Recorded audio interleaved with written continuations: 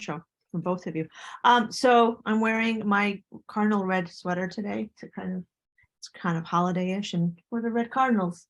The red cardinals in Birch Trees and Moonlight, as Z mentioned, is sort of inspired by, I love painting birches, and this is a collage done on canvas board with acrylic paint and paper. This is one of my, I just created this because I love painting birch, and this was an easy way to get birch painted and collage, and it was, everyone can do this and everyone can paint this so it looks like birch. So you're going to need, we're going to do it with oil pastel though, and I just pulled out the colors that I'm using, and I'll show you what they are. They are, instead of acrylic paint, we're using these oil pastels that we used to create the background, the bluish moonlit trees. I guess they're woods. So purple, and again, you can, whatever colors you have in your little oil kit will be fine.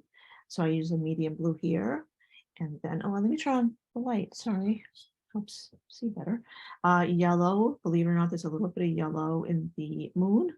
White for the moon, and a little bit of pink because I like to just add lots of, like, some jewel tone dimension with different colors. You can use green as well. So that's for the background. What we're going to start with though, I just dropped my pink. We're going to start with, I'll put this closer to you, the birch. The birch is done on regular white paper. If you have watercolor paper, go ahead and use it. But if you have printer paper, you can use it. This is just a lightweight drawing paper that I'm using. It's the same drawing paper I'm going to do the background on. But this is done with watercolor, the trees, the birch trees. So I want the watercolor to just have plenty of time to dry. So this is going to be my first step, and I'll show you how we do that. And just take my watercolor paints, and if you have the Crayola, just the one instead of the two, that's fine. That's all you need. Well, I'm not going to pull it out. Get the idea. Some of you just come with a 12. This one comes with 24. And in my paper, I used light brown. If it's too bright, I'm burning it out. Light brown and black. That's really all you need to do this. Okay. You can even just use black, but I always like to add layers of color. So I'm using light brown and black. And what I'm doing first is pulling off some of the brown. Well, first I have to clean up my palette. So if you have a palette like this, or if you're using a clean paper plate, you don't have to worry about this, but clean off your palette so that you have a nice clean surface to mix your paint color on. So I'm just going to start with the brown, and I'm putting it on here. So if I go straight to the paper, I don't know what the color will be. If I put it right on this, I know what the color will be. So you don't need much. Just really, that's all you need. And your paper is not going to be turned this way. That's the way your final is going to be. We are cutting these strips, so we want to make sure they're nice and long. So we're going to turn our paper portrait style and make sure they're nice, that the, we're going to have plenty. That was not that they're nice, but we have plenty of length to go onto our horizontal. So this is the fun part, just without any pattern. You're going to have a nice coverage, and really just a couple of swaps will be enough. And all this is doing, if you look at birch in nature, there are layers of color. There's black, and then underneath the black, there's tones of brown. And then the black, on top of the black, is the white. So the white is already here for us. We're just adding the brown and the black. So some areas will be thicker, have more brown. Some areas will have less brown. And that's, move this a little bit sort of. Let me know if you can't see something clearly, because I'm doing it based on what is on my monitor, and that might not be. Can everyone see the paper clearly? I think that's pretty clear. I'd rather you saw the paper than me. All right, so that's the brown. And we're cutting this into strips, so it doesn't have to, everything's going to be kind of random. Then we go and get black. And I very rarely use black paint or black anything really, but we use black with this because the birch appears very black. So that's what I'm using here. And then it's the same process. Without any pattern or any kind of, no, you're not doing stripes so much as you're doing blotches and streaks. So one of the things I said is we're not quite painting zebra stripes. We're doing sort of random, arbitrary black marks, much like birches. So some can go up, because if you ever look closely at birch, and I think I've looked at birch a lot, I've certainly painted birch a lot, there's sometimes big swaths of strips, and then sometimes very skinny little areas. Some areas are really black, so I'm going to go really dark with some of the black, and some are just light gray. And some go across the trunk, some just kind of do that. Whatever you end up doing, or whatever your style, this will look like real birch when you put it on your background. Trust me.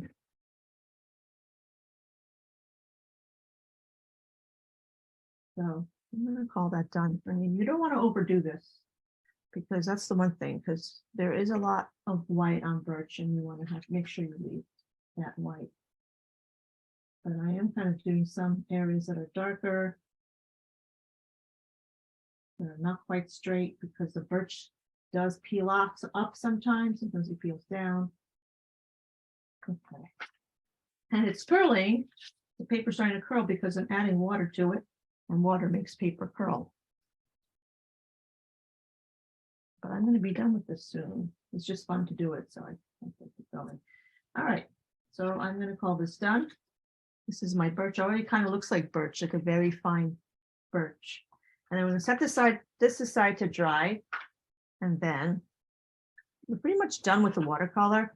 I did one additional step. People have time if they want to do on their finished piece. So now we turn to, I have on this side my paper for the moonlit background.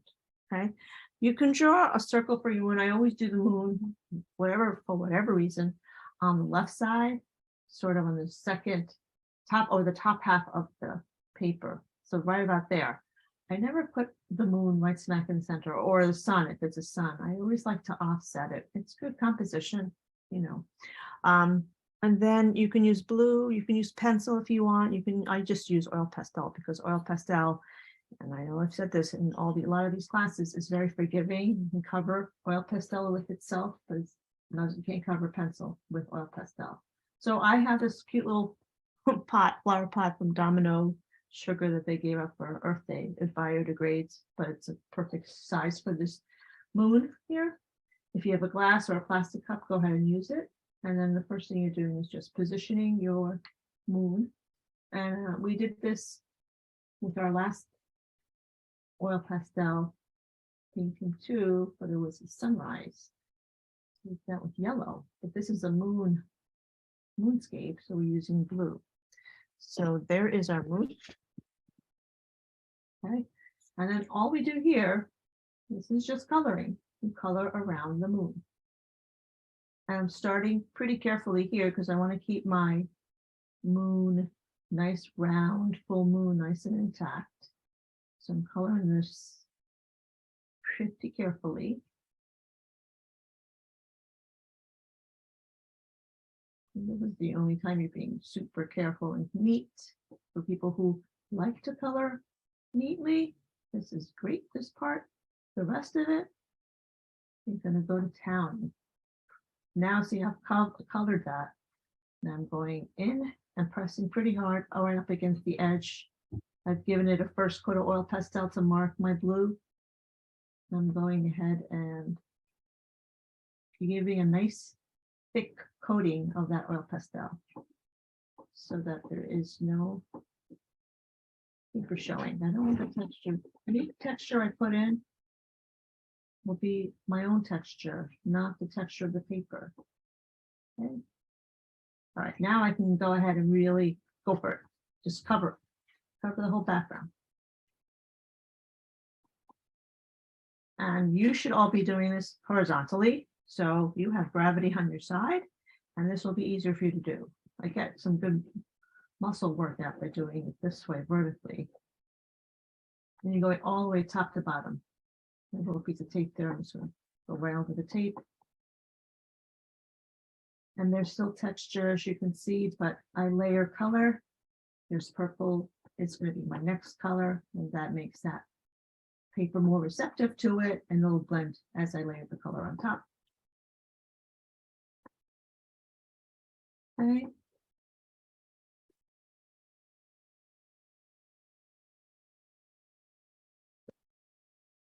All the way to the bottom.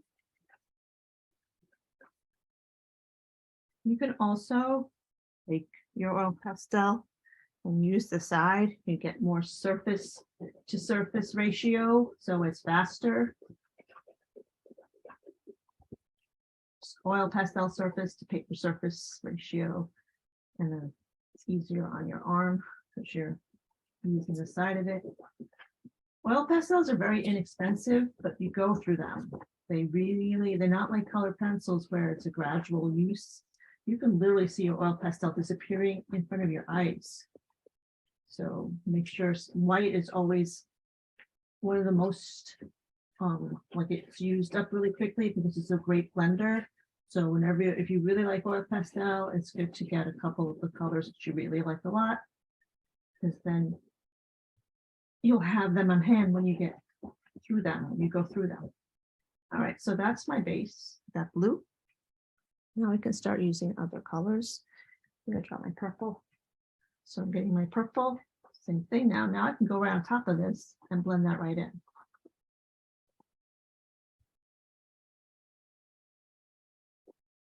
And at this point, I'm kind of switching the direction. I kind of went vertically before. Now I really want to blend this in. So I'm going to go diagonal, circular, whatever it takes to blend it in. And peel. Got to peel so that you have more surface to paper ratio. Well, pastel surface to paper ratio. You got to peel it.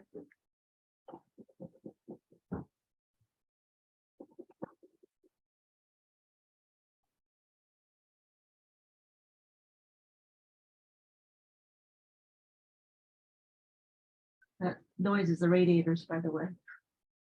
Don't be alarmed.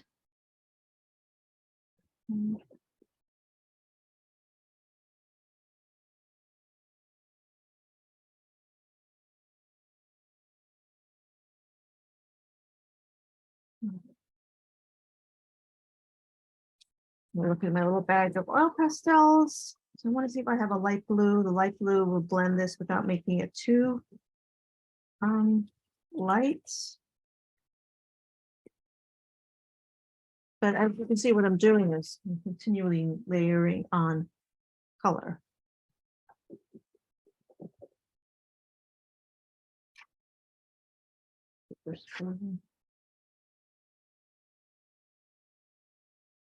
So that I don't see that texture in the background.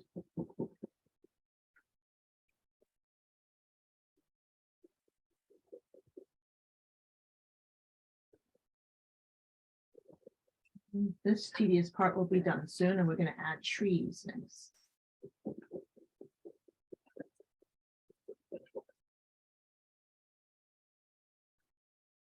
One thing I want to do here, the moonlight kind of is glowing. The moon kind of glows. So I'm just going to put a little bit of a glow around this, following the shape of the moon. Kind of in the style of Starry Night. Van Gogh Starry Night. He did everything was painted on by light. He kind of made light come to life, I guess, by giving these kind of energetic lines.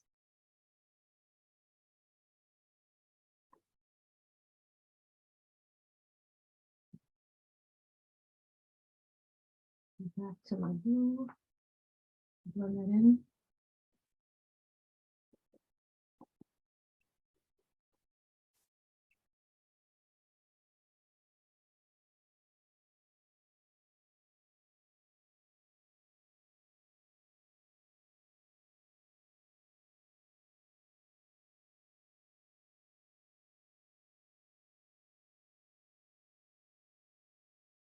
If anybody has questions as I go, please just put them in the comments, shout them out. Somebody can hopefully read them to me because I can't see if there's a comment in the chat. But if someone wants to just, best way is to just shout it out.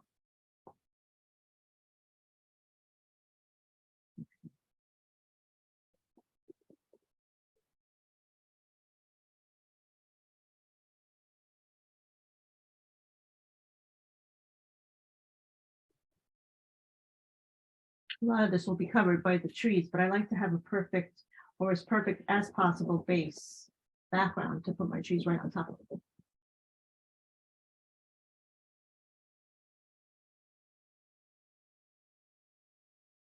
And go a little bit darker on the edges here. The moon is the brightest part, and everything around it will be darker.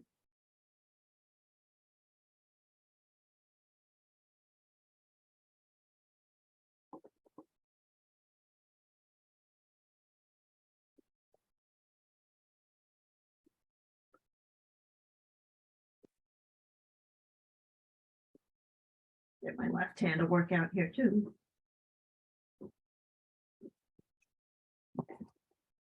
Nearly done.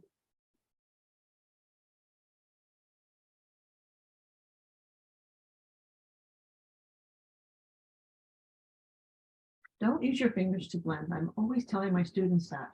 I start telling them that don't use your fingers to blend. It's not necessary. You actually use the tip of your oil pastel to blend. I know it seems like it's more work, but it's just neater. Your fingers will thank you for it because this oil pastel doesn't wash out that easily if it's ground into your fingers, which is what blending with your fingertips does. It's just enough to just go over it, a little bit of patience, and you get a nice blended surface.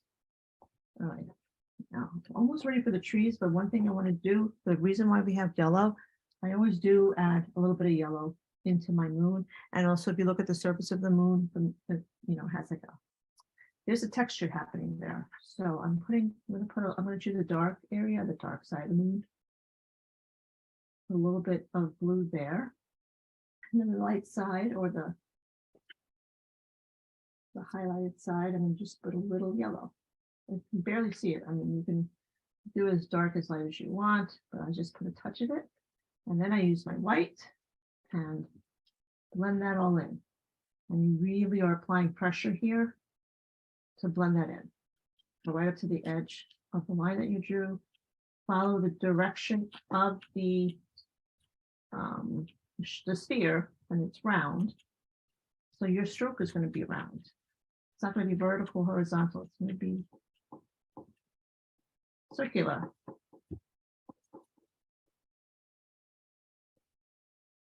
Okay. And that's it. That's the moon and the sky. Now for these trees that are in the background, if you see, there are these vertical trees here. Those are easy. We're going to take the dark blue. We can take a purple and do put a couple in front of the actual moon here. It helps with the perspective of it. Looks like the moon is behind as it would be. It's behind everything. So you're going to put a couple of trees right in front.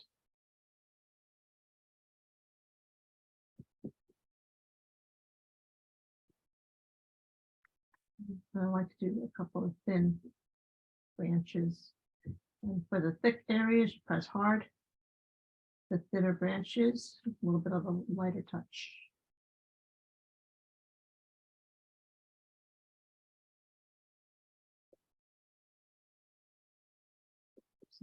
Here. And don't space these out in a contrived way, like as if they're a pattern, because in nature you have two that might be really close together, two that might be farther apart, bunch in a group in a group together. So make this as natural as it would be in life. And I will put some here. I'm not using any black for this. Black makes too much contrast. I'm just using the deepest blue.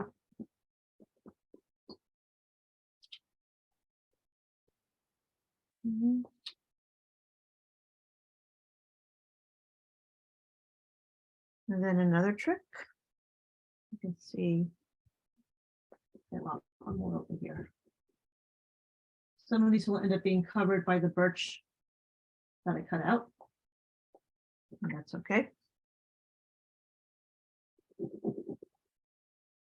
Going in with my lighter blue and defining those trees more.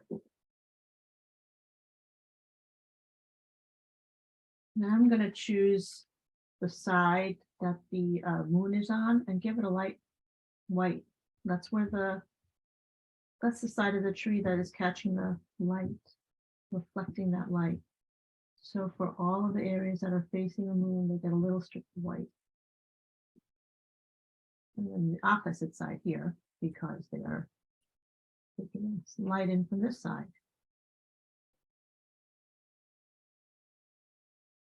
And these, even though they're farther away, they're still reflecting some of that light.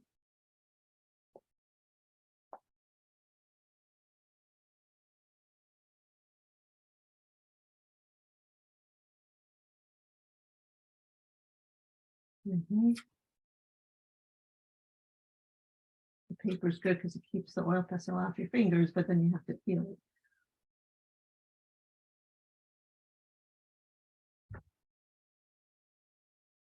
So that's what makes these trees the moonlit. One side is lit by the moon.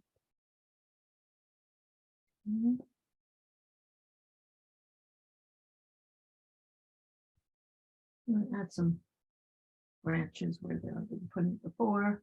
Why not? Okay. Define shapes a little bit more. So this is a negative space I'm coloring in too, because I've got the trees are the positive space. That's the shapes that I'm drawing. This negative space is the space behind those trees. And if that is defined, then the positive space is defined. Another term I use a lot when I teach positive and negative space.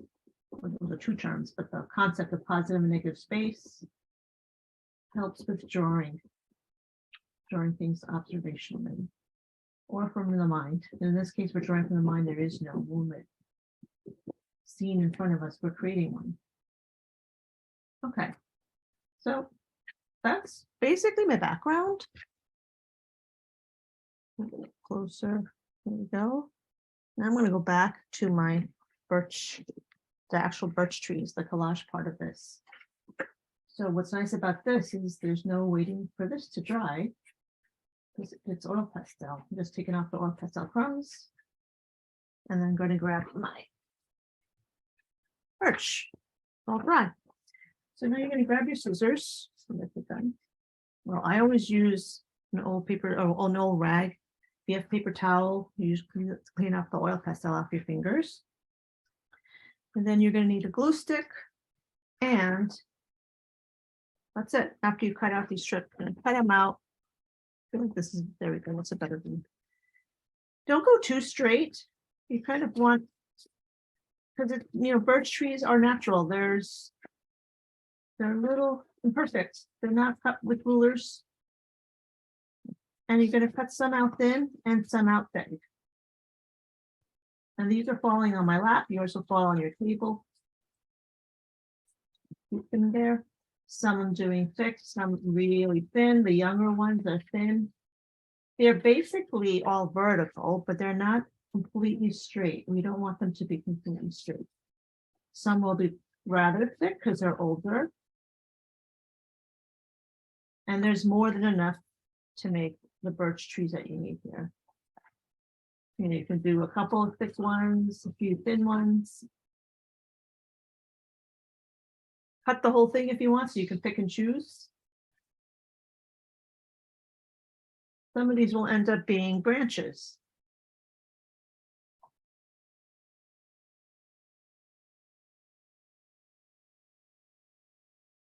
And give yourself more than you think you need because it'll give you options.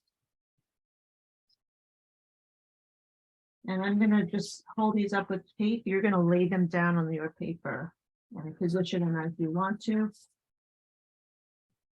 If I had Velcro on these, they would stay up, but they don't. And if you do this too, it gives us a lot of options and you can see which pieces you like more. Have some that maybe are angled a little bit. Okay, I have more than enough. I'm going to stop here. And I'm going to bring my tape up here as I read it over there. Oh, excuse me, I have to go get my tape.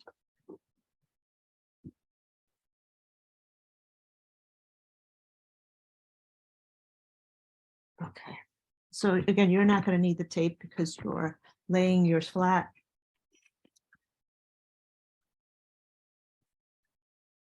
So I can still be position line though, but I want to start. And also I always leave it a little bit in the middle open. That's just my preference. I don't want to cover too many of my trees. So I'm going to just put this one there to start.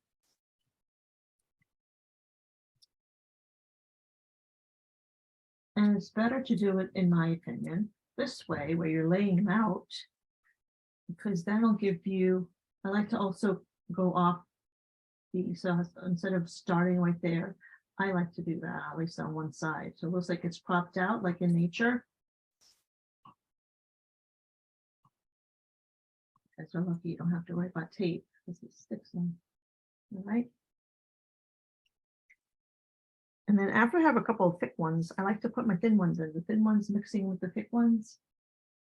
Love that look. So I would probably put 2 there.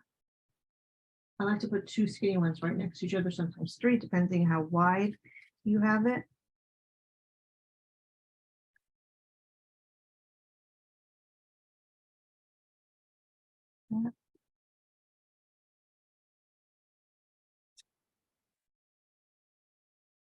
And probably a thin one right next to this one. And if I have a group of 3, again, these are my own little anomalies, then I'll put a group of 2 next to it.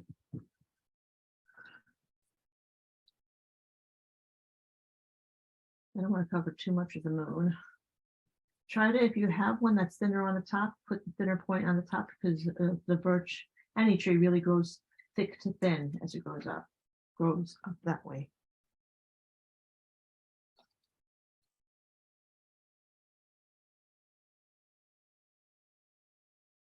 And if it goes off, no, I'm not going to do that this one.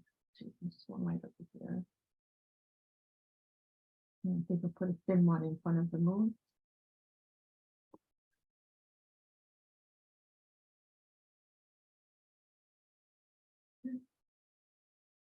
Take one of my thicker ones thinner. The 2 thin ones out of 1 thick one.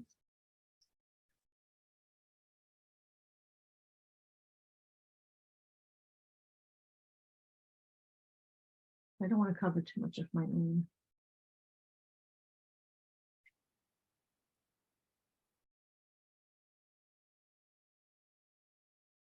Make sure it goes off the bottom of the paper so that it's not just floating. You don't want your tree to float.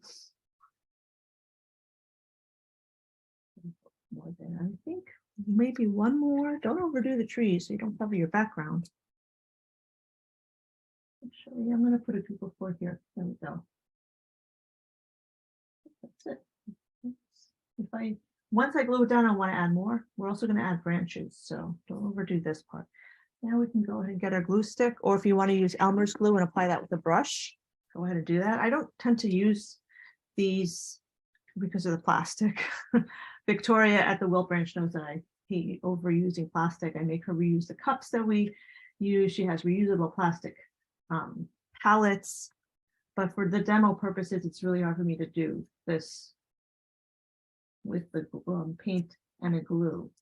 So I'm just going to glue a paintbrush and glue, I should say. And the purple, someone was afraid that the purple would show. No, this is a cool Elmer's glue that the purple's nice clear, just so you could see where I'm gluing it. And this one I'm not going to have go off the page, but I want to make sure that the top thin area is at the top. And I might put another one there, but make sure it's nice and flat when you glue it like this. And then this is just, you're just gluing them all on.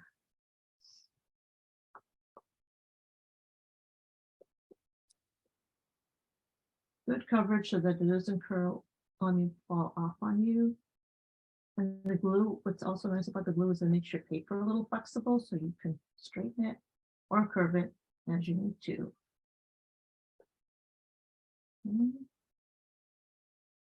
These are all stuck together, which is nice.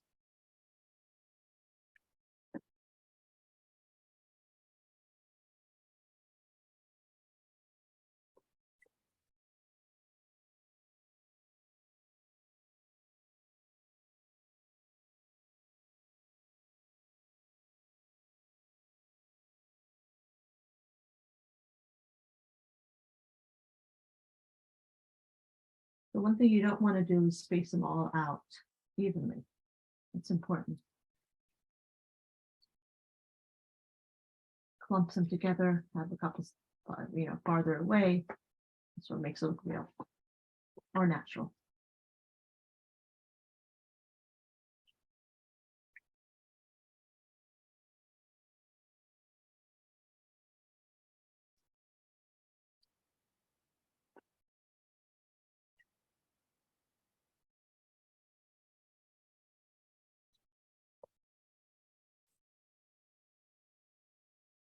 You can do this with Mod Podge too.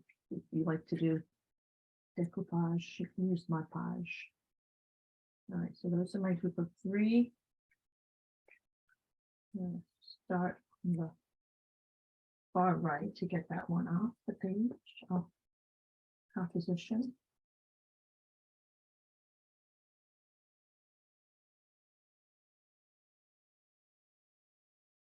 So anything extra, I'll cut right off.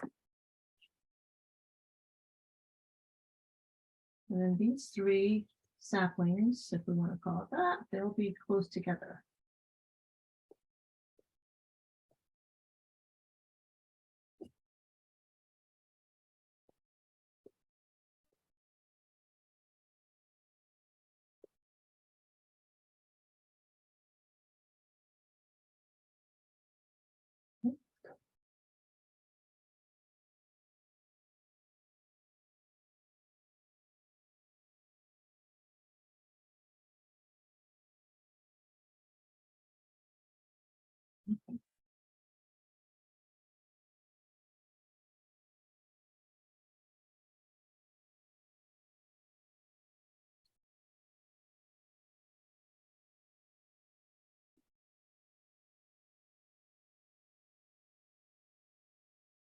You guys are lucky you don't have to take yours down.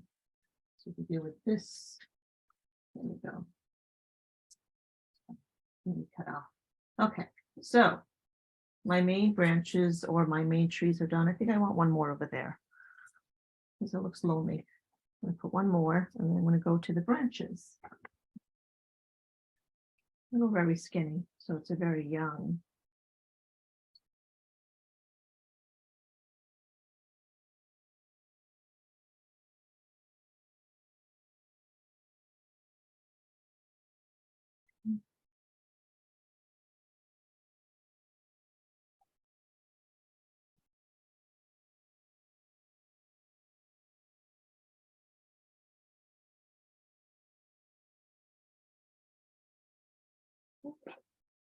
There we go.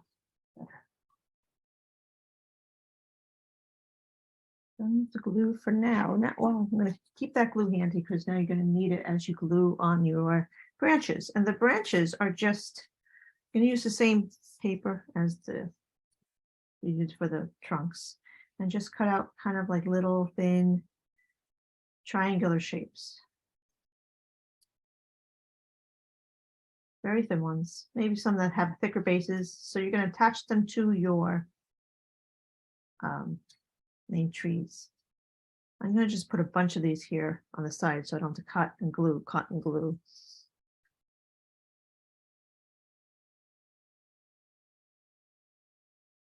The base should be wider though, because the base is coming from the tree. So you're making these long, thin triangles.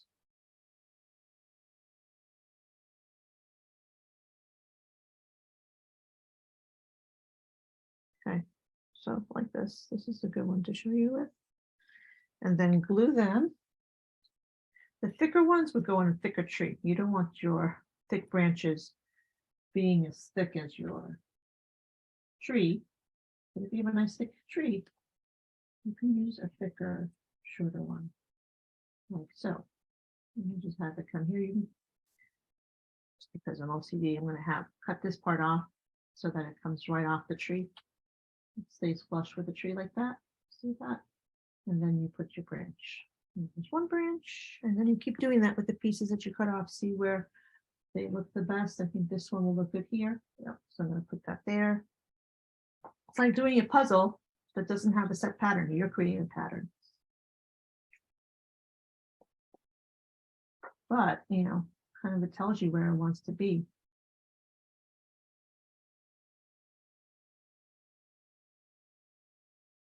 It's okay to overlap. Please do overlap onto the other trees. That's what makes it look real.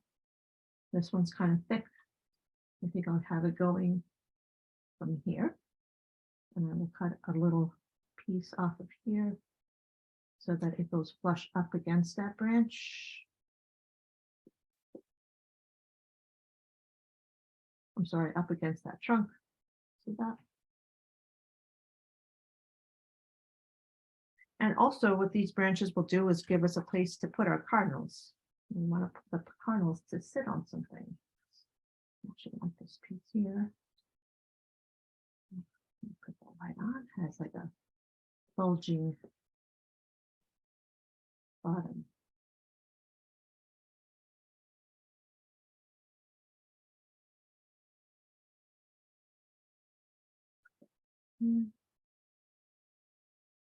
That too, because that's what's nice about this is that the paper's thin and it'll curve pretty easily. I think I want my skinny one here to have a branch. But as you can see, you know, it's fun because you're doing this sort of randomly, you know. And it still looks like it's all beautifully planned. A couple more I'm going to put, and then I'm going to show you how you can add some watercolor to this. And while you work on your cardinals, that watercolor will dry, create some texture and interest and some contrast, and then your cardinals will be ready to glue on. We'll have this go here. And curve this a little bit. There we go. Put some more glue.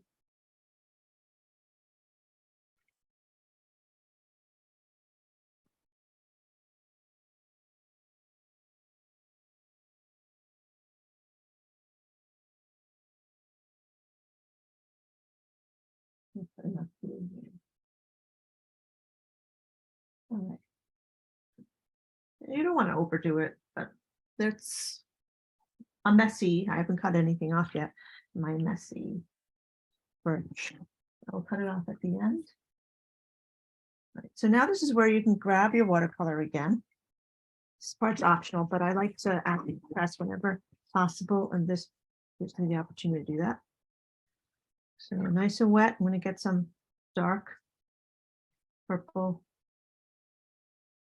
Doesn't matter, dark blue too, but just a dark purple. And just, it gives it, because oil and water don't mix, it gives a nice kind of pebble texture and fills in, all this is doing is filling in the white that I did not get with the oil pastel. And that's what creates the contrast with the birch. And this just takes but a minute.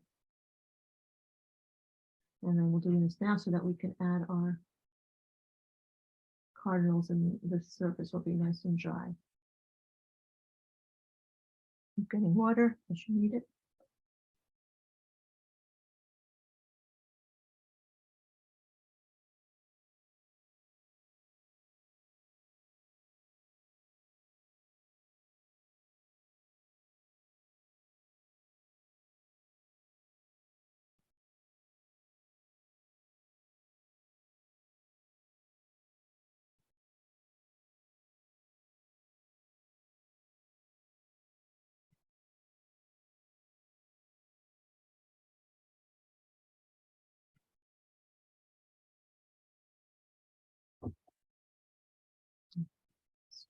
Dun.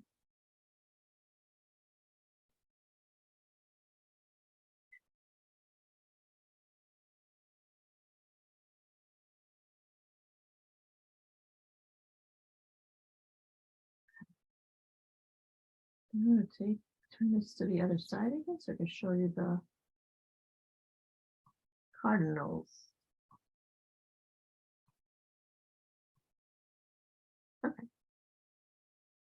That looks good to me. So now the cardinals on both of the samples are done on red paper, red construction paper, but you can do them with oil pastels, excuse me, on regular white paper.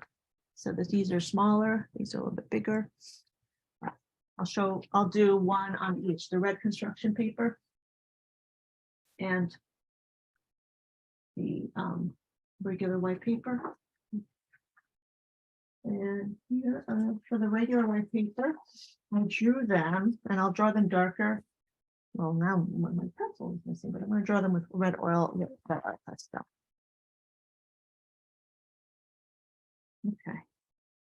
So a couple of sizes, so you can just draw them directly here onto the paper. I always sketch with oil pastel when I'm sketching oil pastel. A couple of sizes.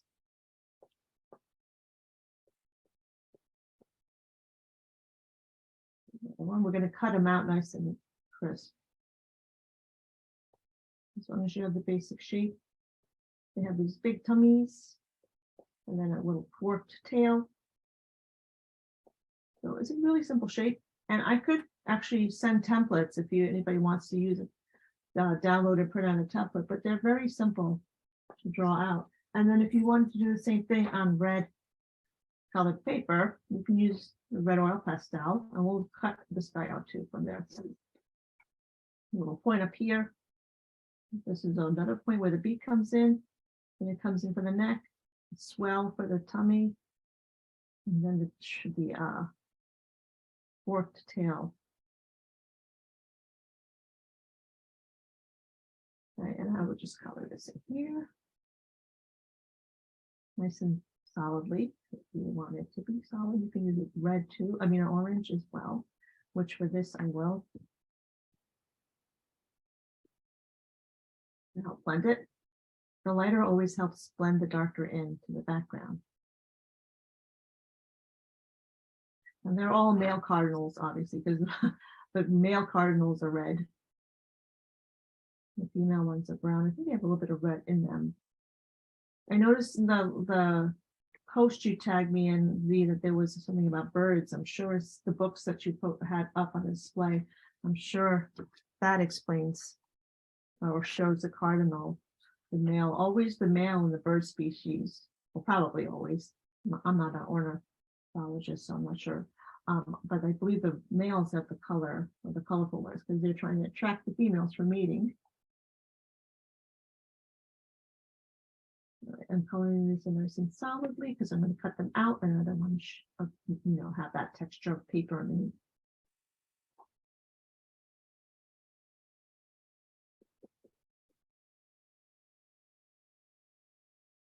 A little bit of beak area, or cover it with yellow for the orange beak. You could put as many or as few cardinals as you want to in this. This is your little woods. In my sample, I did 3, and I put all 4 of these in. See, using the orange, just to blend a little bit. The beak is orange, so I'm putting some orange where the beak is. This is going to be cut out because it's collage, so you can be a little bit messy.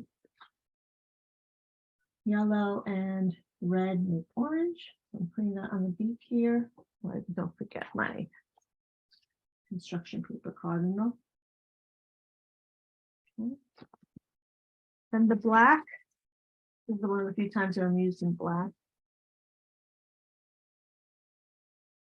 So the cardinal has that reference for this, my original cardinal has some black here where the eye is.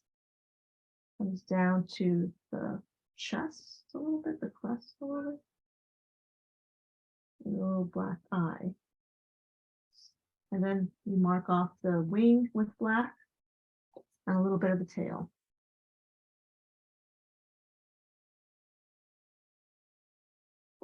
All the same on these.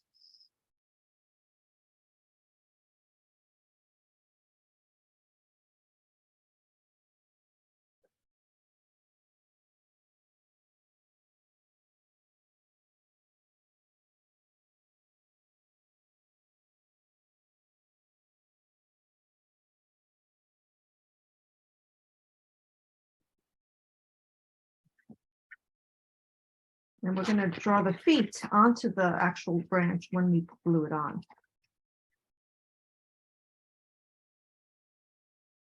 Bring it up a little bit, bend it a little bit.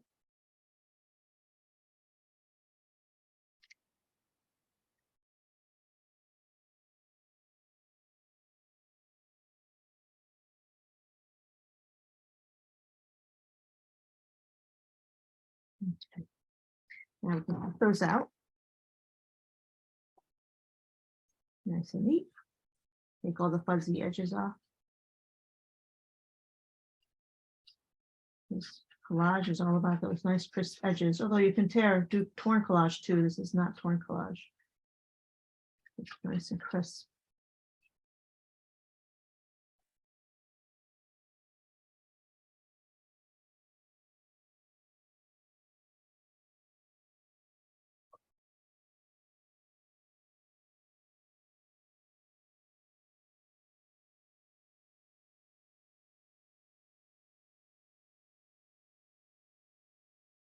There's one cardinal. Oh, I forgot to do. Well, you know what? We're going to keep it at 3 for the interest of time. I have to put the markings on that third one.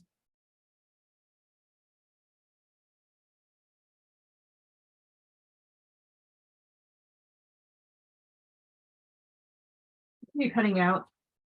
The best way is to cut out the shape quickly like this so that it's smaller. It's hard to cut out on a big piece of paper.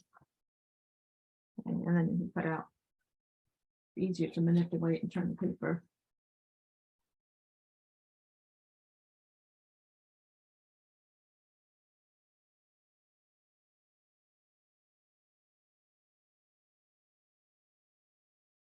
Some people just do this without drawing. They can cut out animal shapes, bird shapes, letters.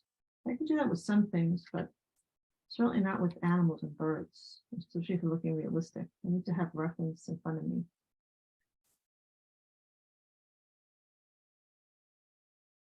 Okay, that's 2 birds. And my last bird, my last cardinal.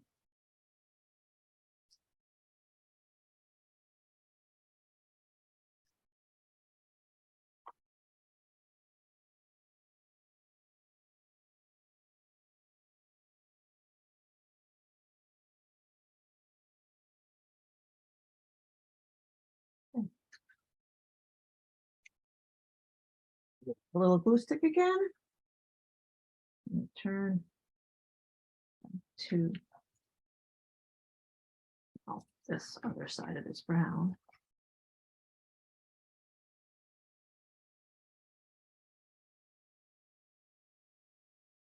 There we go.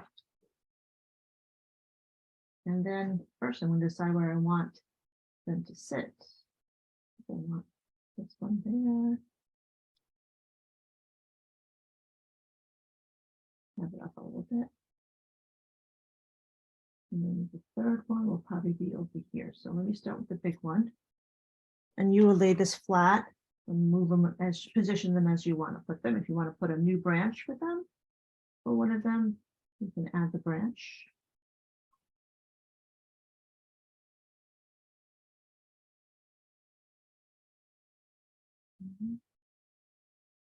This one here, I'm just putting them up so I have something to put his feet. So here.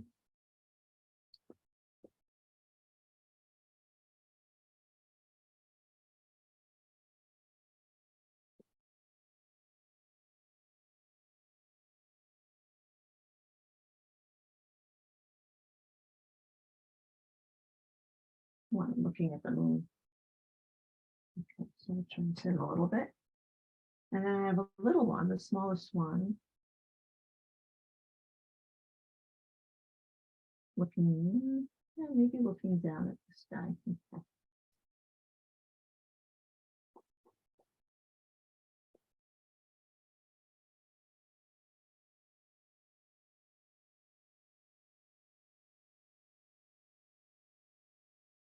Okay. All right. Now you can use marker, like you can use Sharpie for this, for the feet, if you wanted to. I'm just putting really light, sketchy marks to show where the feet are. You can use pencil, just so it looks like it's sitting on something.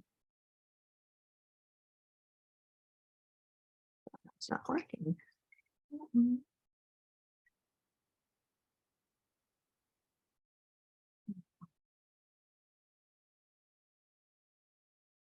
And they're basically just like claw shapes. And sometimes you only see the one side. They hook over and then they claw over.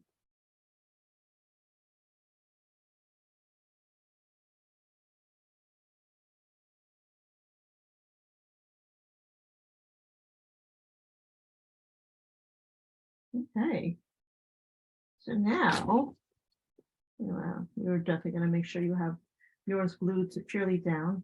But now you can clean up, and I hope everybody has done some of the overlap. So you can cut off the excess. I'm going to make sure I secure that. I'm going to cut it off.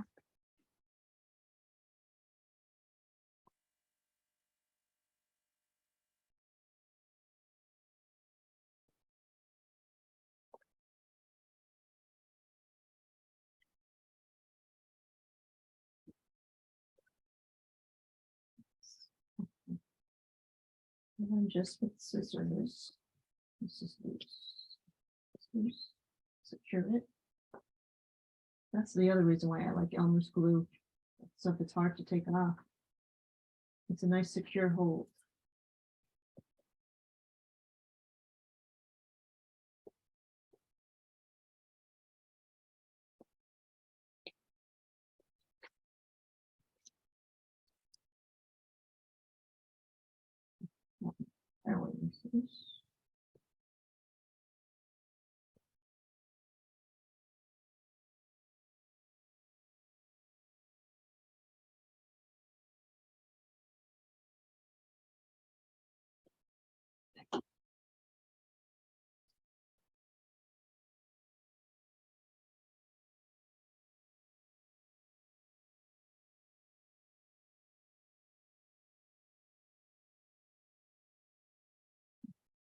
So with the scissors,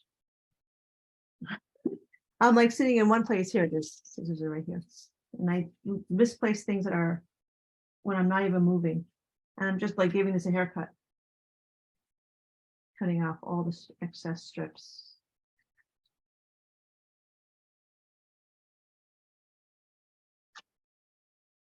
Now that looks nice and neat. For this side, you can see here where it goes over. So just cut right flat up against your paper. So you have a nice clean edge. And go back to giving a haircut on the other side. I put the picture back on. Well, that's the excess paper. There we go. A little bit more securing with this purple glue.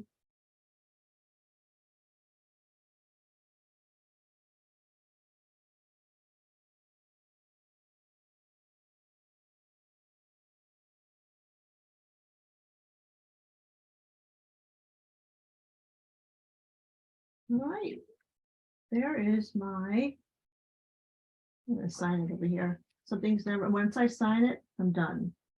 So it's a mental thing. So go vertically.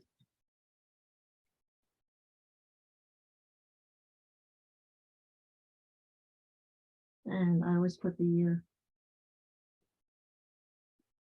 Sometimes a month. Okay. So I'll put it a little closer.